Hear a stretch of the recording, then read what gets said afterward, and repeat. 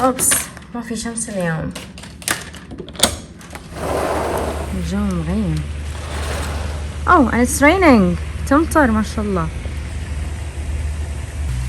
اي صح صباح الخير للعالم الجميل. نسيت اصبح عليكم ماي فريندز. هالفترة هذه انا مرة حابة حركة الفلوجز، واحسها حتكون لعبتي، يعني بسوي لكم فيديوهات اتوقع دائمة. اساسا انا هذا كان روتيني، وهذا كان يعني نوع وجودي في السوشيال ميديا. كنت دائما انزل انا وش اسوي خلال يومي، شنو روتيني، شنو اقرا، شنو اكل، بس وين؟ على سناب شات. الحين انا وسناب شات قطعنا علاقتنا. we are not friends anymore. حنا مو اصحاب، ما احبه ولا يحبني. فاتوقع اني بوثق الاشياء هذه كلها في اليوتيوب من باب يعني حفظا لتعبي ومجهودي اول شيء، ثانيا من باب انها تكون ذكرى جميلة انا اشوفها بعد سنوات. anyway لسه الحين الساعة 10 صباحا وهذا الجو شكلها حتمطر كثير اليوم. لسه صحيت وجهز فطوري معاكم ونشوف what we're gonna do. بسوي لي اليوم سموذي باستخدام هذا الخلاط، وللحين ما عندي مكونات معينة، يعني بستخدم اللي عندي في البيت. عندي بيريز مثلجة، ما عندي حليب، لا حليب عادي ولا حليب اللوز، فبنستخدم الماي اليوم. وعندي شوية حبوب زي الشيا سيد، الهمب سيد، موز، سبينش، سبانخ، فنشوف ايش نقدر نسوي.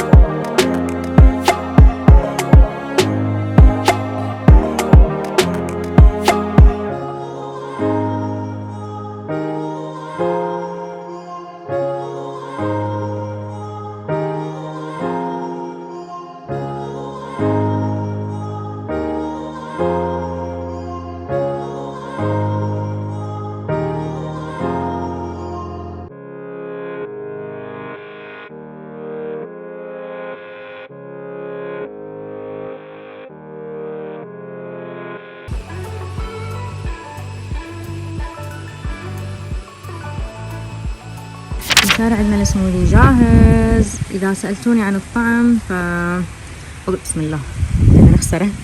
الطعم مرة لذيذ. أتوقع السر في البروتين باودر، أعطاه طعم مميز كذا حالي شوية.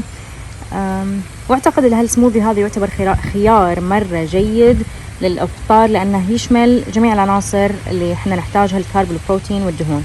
دهون أضفت زبدة اللوز، كارب عندنا حبة موز، والبروتين أضفنا سكوب بروتين باودر. موضوع إنه مشبع ولا مو مشبع يعتمد عليك أنت. مثلا نقدر نزيد الألياف، السبانخ، البيريز. إذا كنت في مرحلة زيادة وزن مثلا، أو تبغاه يكون أثقل ومشبع أكثر، تقدر تضيف مصدر كارب زي الشوفان ولا ويتابكس. ناس يضيفوا سيريالز. هذا كله يساعدك إنك أنت تغطي احتياجك اليومي ويخليك تشبع أكثر. وإذا سألتوني عن الخلاط فيعتبر ممتاز. أتوقع أنتم أوريدي شفتوه كثير في السوشيال ميديا، ناس كثير تستخدمه، التسويق عليه مرة عالي.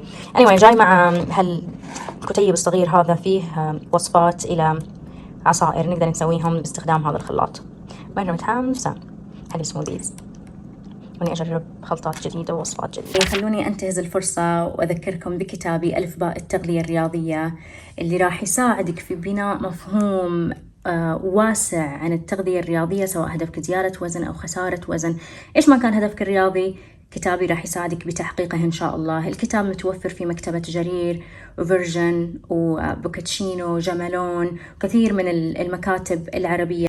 الدول العربية متوفر في بعضها بس ما أتوقع كلها إلى الحين، ما عندي خبر أكيد عن الكتاب، بس تقدروا تطلبوه أونلاين. وإن شاء الله راح أسوي فيديو خاص أتكلم فيه بالتفصيل عن كتابي، عن نشره، عن كل تفاصيله، بس بحط لكم روابط الشراء في تحت في صندوق الوصف. راح أسوي وأنا أشرب السموذي حقي.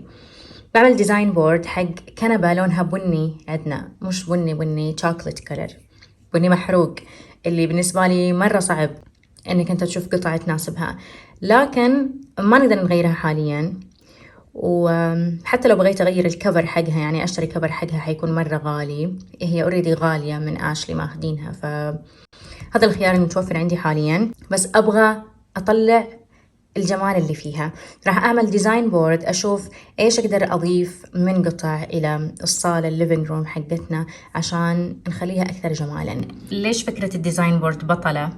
لأنها راح تغنيك من أنك أنت تضيع وقتك، بدل ما تروح مثلاً تروح تارجت، تروح تي جي ماكس، تروح محلات الأثاث وتجيب القطع وتحطها وتشوف تناسب ولا لا. اللي تسويه انك انت تروح اونلاين، تفتح هذه المواقع، تشوف وش القطع اللي تعتقد انها تناسب الكنبه وتجيبها تحطها، تجمعها في بورد واحد، وعلى اساسه تقرر ابغاها ولا ما ابغاها.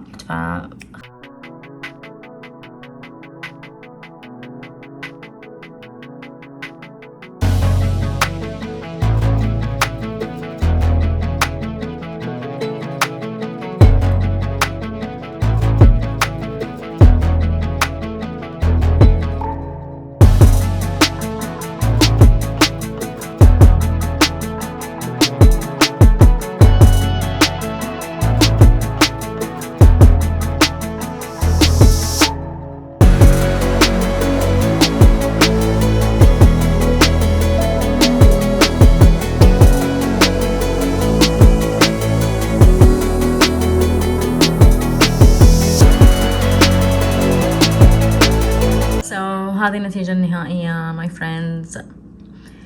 شوفوا أنا واحدة ما عندي أي خبرة في التصميم، أوكي، يعني عندي محاولات خفيفة هنا وهنا أعدل غرفتي، أعدل بيتنا، بس إن هل عندي الأساسيات، القواعد اللي المفروض أتبعها؟ زيرو. فبس أسوي اللي أحس إنها أوكي، أحس إنها هي يعجبني. فإيش رأيكم ماي فريندز؟ إذا أعطيتوني الأوكي إن شاء الله راح أتوكل أوفر هذه الأغراض. بكون كذا جهزت صالتي على ذوقكم. عدنا إلى موضوعنا، موضوع إنك أنت تثبت نفسك وللآخرين. انتظرت الشمس شوية تطلع، تروح لغيوم حتى أطلع أسولف وأتكلم معاكم.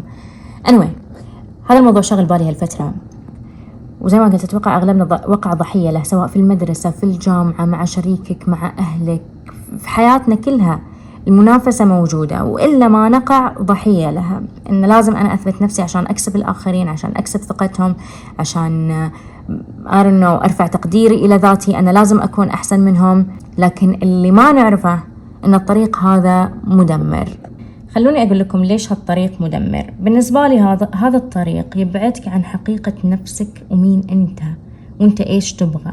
يعني صوتك الداخلي جدا منخفض أساسا، مهما حاول يتكلم معاك أنت ما تسمعه، لأن تركيزك مو مع نفسك، تركيزك أنت مع الخارج. قاعد تسأل أيوة يا الخارج أنت إيش تبغوا مني، أيوة يا ماما وبابا أنتوا إيش تبغوا مني أحقق.